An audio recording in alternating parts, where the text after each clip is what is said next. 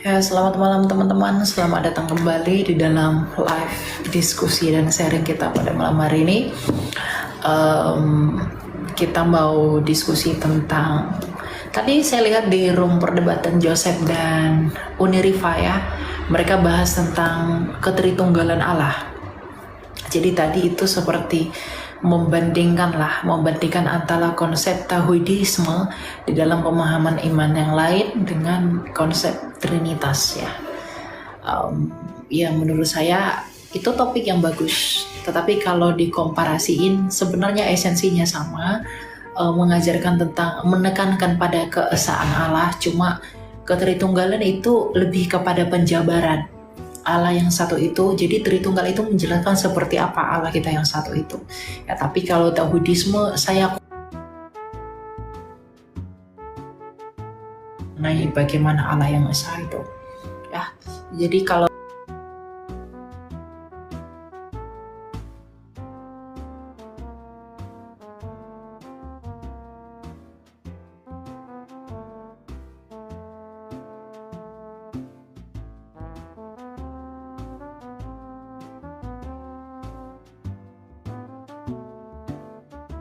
oke. Halo, Ya, silakan. Heigi. Gisel sih sebenarnya. Oke, silakan Gisel. Oke. Ada yang mau kawan? Sebenarnya ini baru join. Nah, ini kan temanya Allah yang hidup. Mau sedikit membahas tentang, kan dikatakan kalau ini nggak tahu sih kalau misalkan jauh dari tema, tapi yang jadi pertanyaan, kalau kan Allah yang hidup artinya dia yang nantinya akan datang kedua kali menghakimi kita semua. Nah, yang jadi pertanyaan untuk konteksnya kematiannya kita sih, apakah benar kita, kalau dari saya pribadi sih sudah sempat baca ada yang namanya dunia orang mati, tapi yang jadi agak bingung yang soal Hades dan Sheol. Jadi sebenarnya Hades dan Sheol ini tempat penantian atau penggambaran neraka. Lalu bagaimana dengan Firdaus begitu? Supaya agak bingung sih sebenarnya dengan ketiga tempat itu, Hades, Sheol, dan Firdaus. Dan tempat penantian. Nah itu, tempat-tempat yang seperti itu. Kalau dari Kak Elia, pemahamannya seperti apa dari yang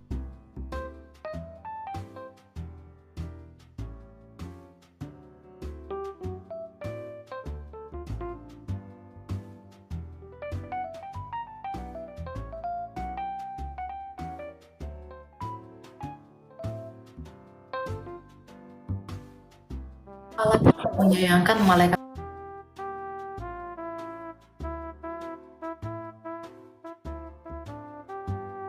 penghakiman. Nah, tempat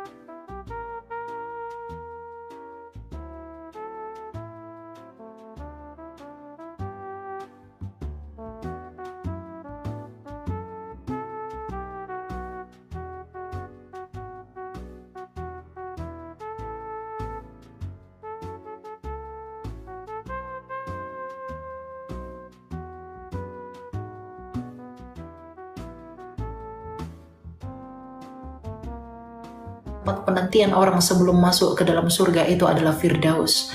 Makanya ketika Yesus berkata kepada orang jahat di sebelahnya, hari ini juga engkau bersama-sama dengan aku di Firdaus. Dia menghantarkan orang itu ke Firdaus, yaitu di tempat di mana Lazarus bersama-sama dengan Bapak Abraham. Nah, apa itu Hades, apa itu Sheol? Sheol itu adalah bahasa Ibrani bagi neraka. Hades itu adalah bahasa Yunani bagi neraka. Sedangkan Tartarus itu adalah bahasa Yunani bagi tempat penantian. Jadi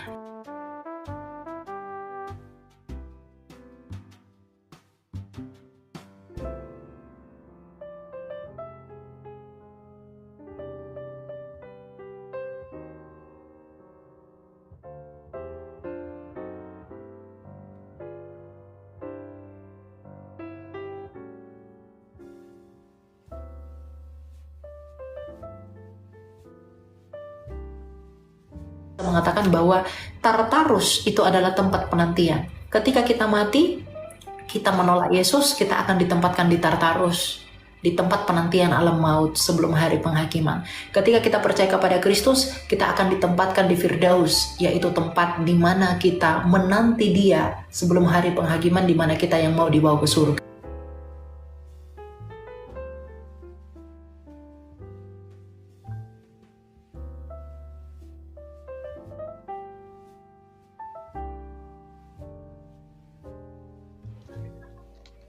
Gitu ya. Oke deh, thank you. Kak boleh tambah lagi? Oh, boleh.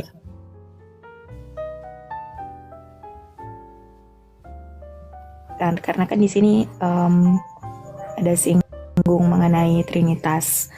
Nah,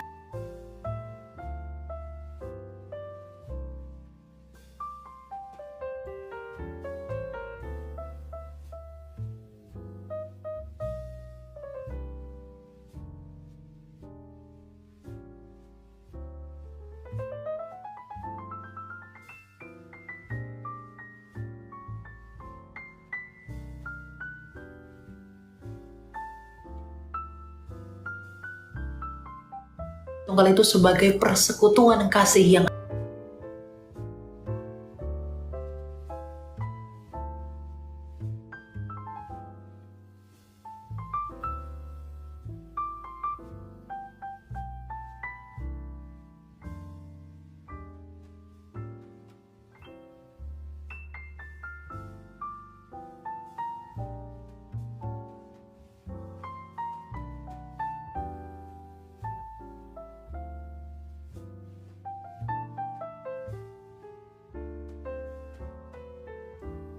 tetapi sejauh ini bagi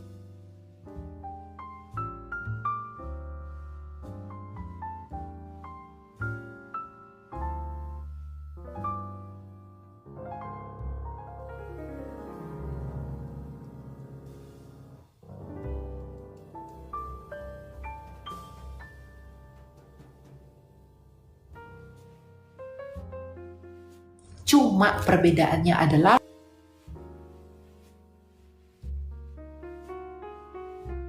firman saya dan roh saya itu tidak berpribadi, di mana tubuh saya tidak bisa mengasihi firman atau pikiran saya tidak bisa mengasihi roh saya. Itu yang dan rupa Allah diciptakan menurut gambar dan rupa Allah. Itu tidak berarti bahwa Allah itu memiliki rupa. Ya, dia itu punya kumis, dia disebut Bapa karena dia laki-laki, bukan. Kita manusia diciptakan menurut gambar dan rupa Allah, itu mengacu pada 3 hal. Yang pertama, kita itu berpribadi, sama seperti Allah yang berpribadi. Yang kedua, kita itu memiliki akal budi atau logos, sama seperti Allah yang memiliki akal budi atau logos. Dan yang ketiga, kita memiliki sifat kekekalan sejak diciptakan, karena Allah yang Maha Kuasa menghidupi kita dan mengaruniakan kita oleh Roh-Nya yang kudus dan kekal itu. Maka kita pun akan kekal, maka roh kita itu tidak dapat mati. Begitu. Jadi kalau kamu tadi pertanyakan masalah hal tersebut, ya jawabannya itu.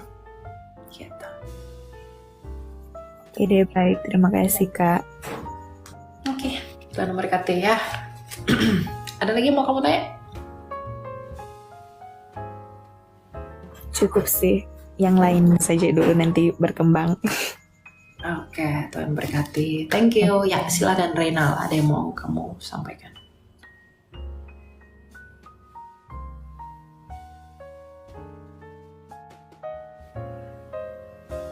Halo?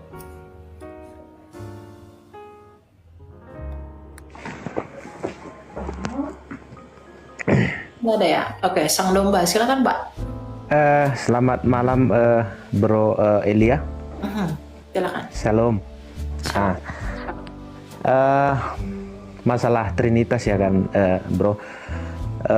Apakah kita kalau menolak ketrinitasan itu sudah suatu buat dosa?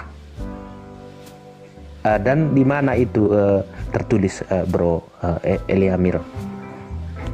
Iya, di dalam Matius 28 ayat 19 ya dikatakan di situ, karena itu pergilah dan jadikanlah semua bangsa muridku, baptislah mereka di dalam nama Bapa, Putra dan Roh Kudus.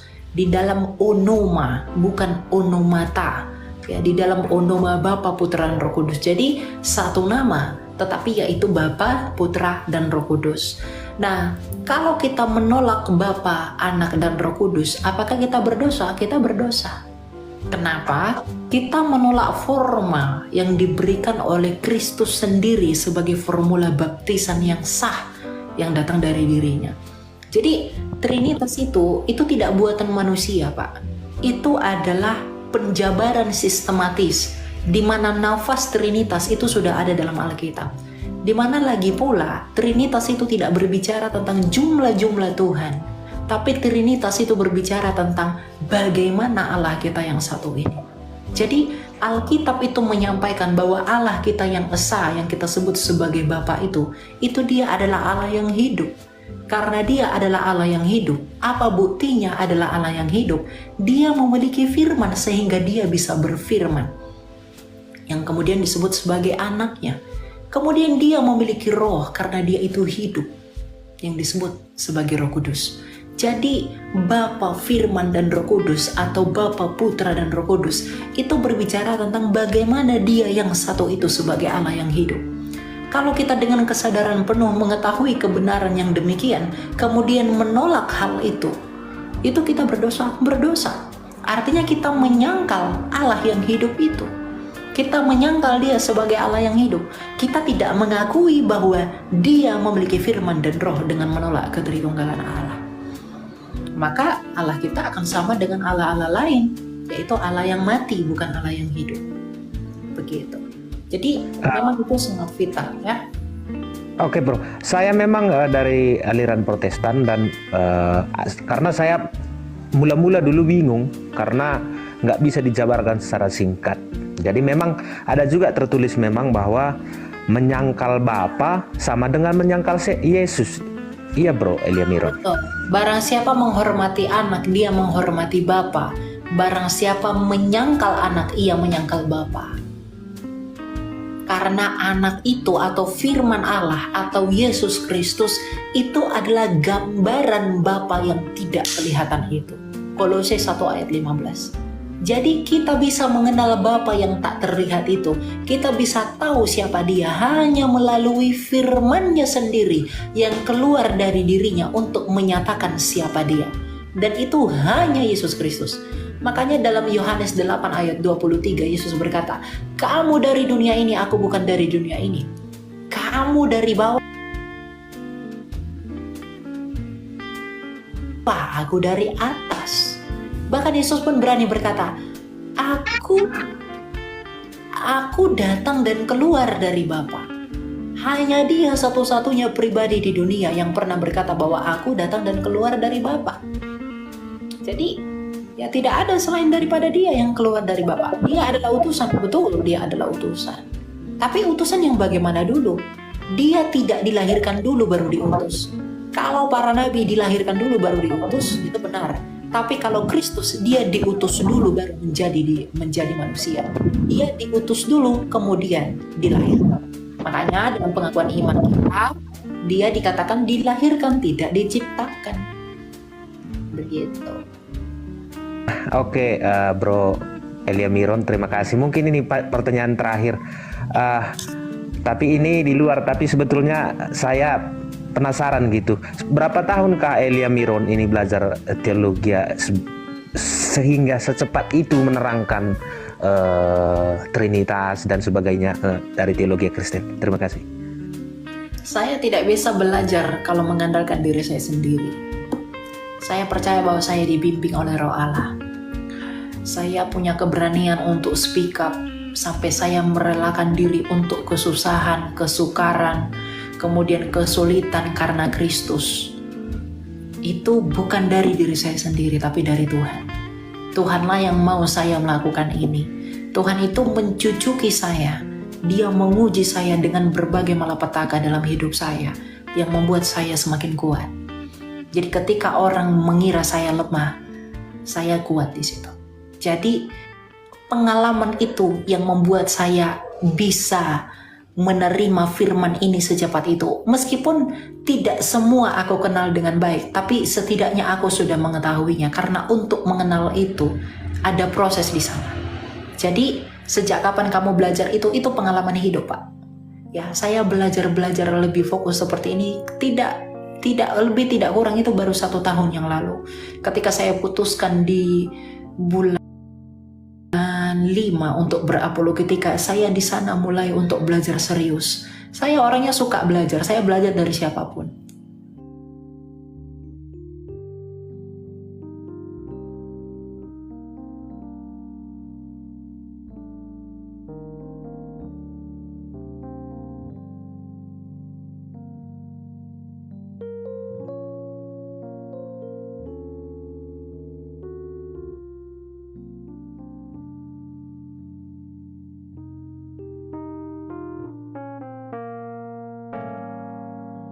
Sekolah minggu, tapi pengertian yang seperti ini belum saya miliki. Tapi ketika saya mengajarkan diri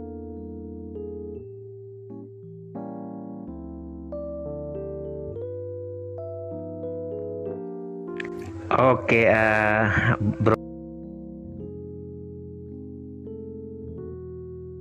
Bro Elia Miron, terima kasih karena saya lagi buat video singkat dan Injil singkat untuk di TikTok, karena umur saya udah 44 tahun bulan 3 ini. Jadi semua YouTube TikTok saya sang domba. Jadi karena memang saya ini jemaat biasa, dan sama seperti Bro Elia Miron suka belajar. Saya belajar dari Bapak Bambang Norsena, Isra Alfred Soru, banyak lagi pendeta-pendeta yang lain. Jadi saya ingin belajar apologetika dan untuk mempertahankan iman saya, bukan membela Tuhan saya.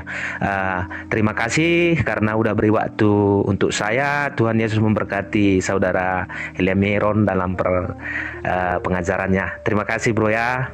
Ya, Tuhan memberkati kembali ya Pak ya. Thank you. Oke, silakan Reynal, ada yang mau kamu tanyakan, Reynal? Baik Kak, perkenalkan saya Reynal. Saya mahasiswa teologi semester 2. Jadi minta maaf Kak kalau pertanyaan saya masih sangat klasik karena saya masih belajar. Oh, nggak apa-apa. Nggak apa-apa, silakan. Yang saya mau Kamu jangan keluar dari aplikasi ya. Kamu Iya. Ya, silakan. Saya tanyakan ini dari tentang kiamat ini yang saya mau kaji, di mana dalam kitab Wahyu menjelaskan bagaimana tentang kiamat itu terjadi kekacauan di dunia ini. Bagaimana semua api gunung dijatuhkan ke dunia ini. Apakah itu tidak bertentangan dengan Yohanes 3 ayat 16, di mana Tuhan menjelaskan di situ bagaimana Dia mengasihi dunia ini. Namun kenapa dalam kitab Wahyu terjadi kekacauan di dunia ini? Itu yang saya pertanyakan Kak. Bukankah ketika kekacauan terjadi di dunia ini, ketika nanti menjelang akhir zaman, itu bertentangan dengan firman Allah di dalam Yohanes 3 ayat 16, bahwa Tuhan, terima kasih Bapak Fredo, bahwa Tuhan itu sangat mengasihi dunia ini dalam Yohanes 3 ayat 16. Justru begini bro, kamu ingat gak bahwa ketika manusia jatuh ke dalam dosa, apa yang dikutuk oleh Tuhan? Itu tanah. Maka tanah ini menjadi terkutuk bagi manusia. Kita kesusahan. Kita yang pria-pria ini dikutuk bahwa kamu akan kesusahan mencari nafkah. Perempuan itu diberi sanksi, kamu akan kesakitan ketika kamu melahirkan. Nah, itu dampak dosa. Tuhan mengasihi dunia ini dalam pengertian bukan dunia yang telah rusak karena dosa, tapi kepada jiwa-jiwa kita yang ada di dunia ini sebagai ciptaannya. Kita baca di dalam Yohanes 3 ayat 16 ya. Jadi konteks Yohanes 3 ayat 16 dengan akhir zaman itu berbeda. Nah, kita lihat dalam 16. Dikatakan begini. Ayat mulai dari 14. Sama seperti Musa meninggikan ular di padang gurun, demikian juga anak manusia harus ditinggikan, supaya setiap orang yang percaya kepadanya beroleh hidup yang kekal. Karena begitu besar kasih Allah akan dunia ini, sehingga Ia mengaruniakan anaknya yang tunggal, supaya setiap orang yang percaya kepadanya tidak binasa, melainkan beroleh hidup yang kekal. Sebab Allah mengutus anaknya ke dalam dunia bukan untuk menghakimi dunia, melainkan supaya diselamatkan melalui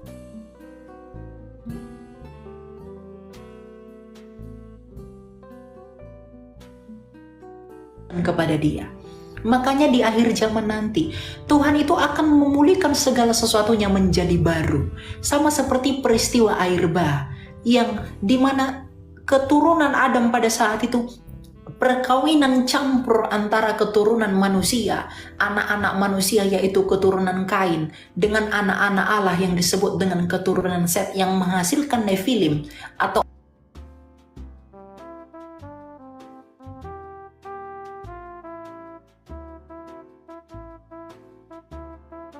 dia tidak merusak bumi ini.